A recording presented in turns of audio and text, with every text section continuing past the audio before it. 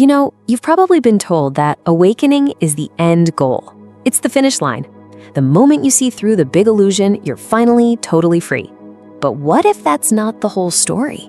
What if the brightest, most beautiful light you find on your path is actually the most sophisticated trap of all?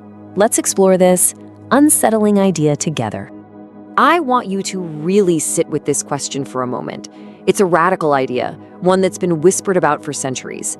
The idea that the very moment you think you've escaped, the second you feel like you finally arrived, is the exact moment the prison walls just disappear, and the grip of the illusion tightens in a way you never saw coming.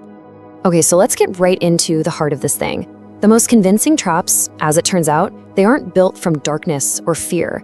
No, the ultimate trap is made of pure, dazzling light. It's a counterfeit freedom so radiant, so comfortable, that almost everyone who seeks it mistakes it for the real deal. So here's the core premise, and it's a wild one. Some ancient Gnostic teachings talk about a false creator, a being they called the Demiurge. And his real masterpiece isn't a trap for the ignorant or the lost, no. His best work is a trap designed specifically for those who believe they can see, for the people right on the edge of a real breakthrough. Think of this trap as a luminous deception. It's like a final exam right before true awakening. It's this veil of light, so brilliant that it feels like the ultimate truth. But really, it's the ego's last and most clever disguise. It creates this labyrinth of mirrors where every insight you have, every spiritual aha moment, becomes just another beautiful reflection, keeping you mesmerized, turning in circles, absolutely convinced you're moving forward. To really get this trap, we have to understand its architect. Let's take a look at the Gnostic idea of our reality and the flawed creator they believed built it all. And this isn't a story about good versus evil. It's much simpler. It's about an original versus a copy. In an ancient Gnostic text, this false creator makes a huge declaration. I am God, and there is no other beside me. Now that sounds powerful, but it's a statement born from a deep, almost tragic ignorance. He genuinely believes he's the one and only. And right there, in that limited belief, the entire illusion of our separate reality is born. So who is this Demiurge really? Well, the Gnostics saw him as a kind of cosmic craftsman, a powerful but blind creator who built our material world by copying the higher spiritual worlds. The big problem was he copied the blueprints without understanding the soul, the essence behind them. So what he built was a counterfeit cosmos, a brilliant imitation, for sure, but ultimately it's hollow. And this is the most important part. The Demiurge doesn't rule with an iron fist. His power isn't about force, it's about persuasion. The whole system stays in place because we agree to it. We agree to believe that this physical, separate world is the only reality there is. The moment we believe the copy is the original, we seal the trap ourselves. So now, let's bring this home. Let's talk about how this trap shows up, not just out there, in the world, but in here, inside of us.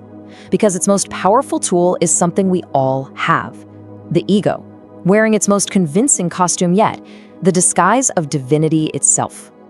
Inside every one of us, there's a true divine spark. It's quiet, it's still. It wants to dissolve our little identity and just expand. But there's also an imitation, what some call the counterfeit spirit. This is the spiritual ego, and it doesn't want to dissolve. Oh no, it wants to be bigger, better, stronger. It feeds on pride, on feeling special, on being more awake than other people. It's loud, where the true spirit is silent. And what's our first instinct when we realize we're in some kind of illusion? We want to fight it, right? Of course, the ego loves a good fight. It gets to be the hero, the warrior of light, the one who's going to take down the darkness and defeat this false world. But here's the great paradox. The real secret here is that resistance. It's the very energy the illusion feeds on. By fighting it, by creating this big drama of light versus dark, of the awakened versus the sleepers, you're just creating more division. And that division is the very fabric of the dream. You become like an actor on a stage, furiously fighting the cardboard scenery, not realizing you're still in the play. Okay, so if fighting it just makes it stronger, then what do we do? Well, the Gnostic solution wasn't about fighting or even believing in something new.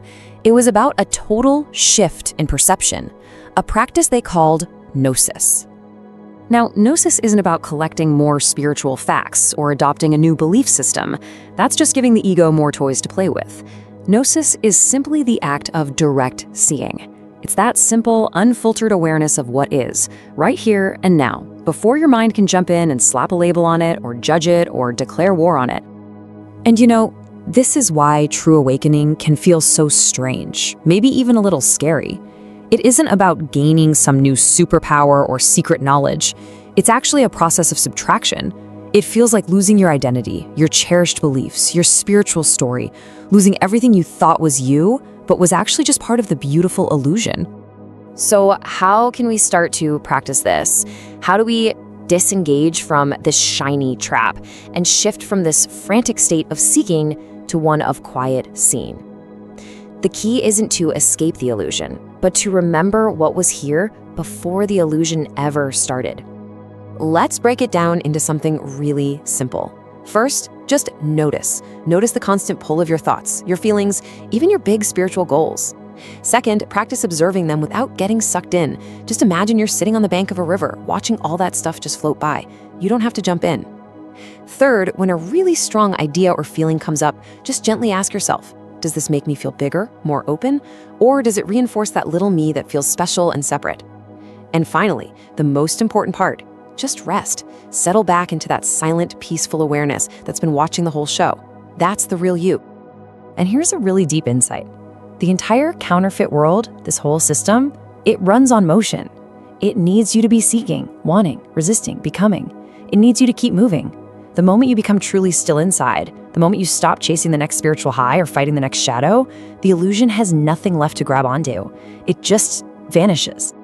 There's an old Gnostic saying that just captures this perfectly. The true light has no opposite. It is not seen, it sees.